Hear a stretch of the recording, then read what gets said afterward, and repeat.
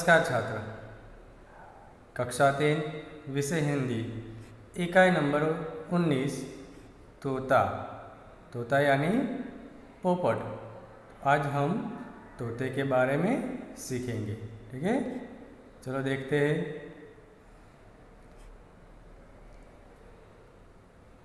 आपकी किताब में यह इकाई है। हरे रंग का तोता हो। क्या कहा है? हरे रंग का तोता हो। हरे हरे यानी लीलो, रंग कलर, रंग, तोता यानी पोपट। લીલા રંગનો પોપટ હું यानी છું। લીલા રંગનો પોપટ છું। અહીંયા તમે જોઈ શકો છો પોપટનો રંગ કેવો છે? લીલો। हरे रंग का तोता हूँ, पहाड़ों पर मैं रहता हूँ। तोता कहाँ रहता है? पहाड़ों पर।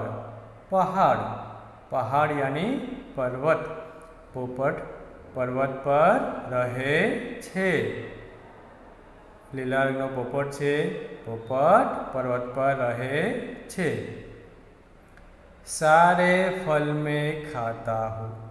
सारे यानी બધા, બધી જ પ્રકારના ફળ, ગમે તે ફળ આપો બધા જ પોપટને ભાવે। ફળ यानी ફળ। ખાતા હું એટલે ખાઉં છું, બધી જ પ્રકારના ફળ હું ખાઉં છું। किसी के हाथ न आता हूँ। કોઈના પણ હાથમાં હું આવતો નથી। પોપટ કોઈના હાથમાં આવે તમે પકડી શકો?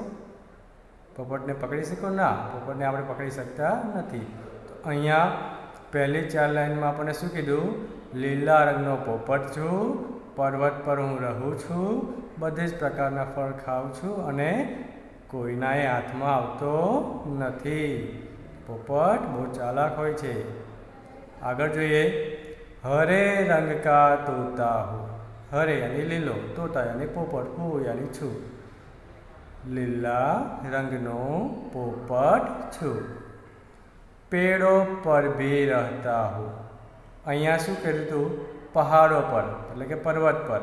હવે અહીંયા શું કહે છે? પેડો પર। પેડ यानी ઝાડ, વૃક્ષ। પર્વત પર રહે છે, સાથે વૃક્ષો પર પણ એ રહે છે।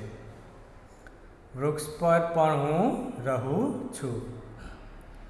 डाली पर में झूल झूल कर। હવે ઝાડ પર બેઠો હોય ત્યારે શું કરે છે? ડાળી પર બેસે એટલે ડાળી હિંચકા ખાય, એટલે માનો હિંચકા ખાતો એવું લાગે। डाली पर में झूल झूल कर એટલે હિંચકા ખાઈને सबका मन बहलाता हो। सबका એટલે બધાનું, મન બહલાના ખુશ કરવું, આનંદિત કરવા। પોપટને જોઈને, વૃક્ષ પર બેઠેલો પોપટ જોઈને બધાને આનંદ થાય છે, બધાને ગમે છે। तो सबका मन कौन बहलाता है? तोता। कैसे? तो डाली पर झूल झूल कर। तो यहाँ पर तोते के बारे में हमने सीखा है। तोते का रंग कैसा होता है, वह कहाँ रहता है, तोता क्या खाता है। ठीक है, ये सारी बातें यहाँ पर है।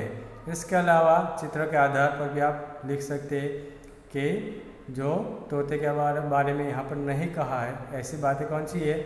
तो यहाँ पर देखिए, तोते के गले में आपको काले रंग की पट्टी दिखाई देती है। ठीक है, तो तोते के गले में काले रंग की धारी होती है। उसकी चोंच देखिए कैसी है? नुकीली यानी धारदार। और कैसी है? सीधी है? नहीं, टेढ़ी है। फिर उसकी पूंछ पतली और लंबी होती है। ठीक है, तो ये सारी बातें तोते के बारे में आप लिख सकते हैं। तो इसके आधार पर इसका स्वाध्याय है, इसकी भी हम चर्चा करते हैं। तो आपको इसमें याद रखना है, तोते का रंग हरा होता है।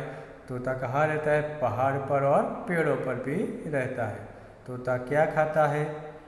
तोता फल खाता है और किसी के हाथ में नहीं आता है। तोता डाली पर झूल झूल कर सबका मन बहलाता है। तो ये सारी बातें आपको याद रखनी है। अब हम जो स्वाध्याय है इसकी भी चर्चा करते हैं। पहला प्रश्न है, सही उत्तर पर सही का निशान लगाओ। आपको क्या करना है? साचा जवाब पर खराનો નિશાન કરો। 3 ऑप्शन આપ્યા છે, એમાંથી સાચો જવાબ है આપણે સાચું કરવાનું છે। प्रश्न 1, तोता कैसा है? क्या कहा है? तोता कैसा है એટલે પોપટ કેવો છે? हरा यानी कि लीलो, लाल या रंग बिरंगा। कैसा है तोता? हरे रंग का तोता हो। पहली लाइन में कहा है ना, तोता हरा है। तोता क्या खाता है? फल, चावल या सब्जी? तोता फल खाता है। तोता कहाँ झूलता है? पोपट क्या झूले छे, हिचका खाए छे? पेड़ पर, डाली पर या झूले पर? कहाँ पर? डाली पर। पेड़ तो है लेकिन पेड़ की डाली पर बैठकर वह झूलता है। तो इस प्रकार से यहाँ पर जो सही उत्तर है इसके ऊपर आपको सही का चिन्ह करना है। प्रश्न नंबर 2, पंक्तियाँ पूर्ण करो। એટલે કવિતાની પંક્તિઓ આપી છે, એમાં સાચો શબ્દ લખીને લાઈન પૂરી કરવાની છે। पहाड़ों पर में खाली जगह हो। पहाड़ों पर में रहता हो, आखी लाइन पूरी करवानी। सारे खाली जगह में खाता हो। क्या खाता है तोता? सारे फल में खाता हो। किसी के खाली जगह न आता हो। क्या आएगा? हाथ, यानी किसी के हाथ न आता हो। सबका मन खाली जगह हो, बहलाता। सबका मन बहलाता हो। ठीक है, तो इसी प्रकार से आपको सही शब्द लिखकर खाली जगह पूरी करनी है। आगे है, समझो और रेखांकित करो। उदाहरण में देखिए, प, उसके सामने 3 शब्द है, पहाड़, पतंग और पर। इन शब्दों को ध्यान से देखेंगे तो आपको पता चलेगा कि पहला वर्ण प है, तो जहाँ भी इन तीनों शब्दों में प है इसके नीचे रेखा खींची है, लेकिन प ની નીચે લીટી દોરી છે। તો આપણે શું કરવાનું છે? આમાં સામે જે વर्ण આપ્યો છે એ વर्ण મૂળાક્ષર શબ્દની અંદર શોધી એના નીચે લીટી કરવાની છે। चलो दूसरा, ल, इसके सामने है झूलना, झूलना, तो ल के नीचे रेखा खींचनी है। टहलना, टहलना, इसमें भी ल है, इसके नीचे रेखा खींचनी है। फल, फल, तो ल के नीचे रेखा खींचनी है। अब समझ में आ गया ना क्या करना है? जो वर्ण दिया है वही वर्ण सामने दिए शब्द में से ढूंढकर इसके नीचे रेखा खींचनी है। ल के बाद है क, उसके सामने पहला शब्द है कमल।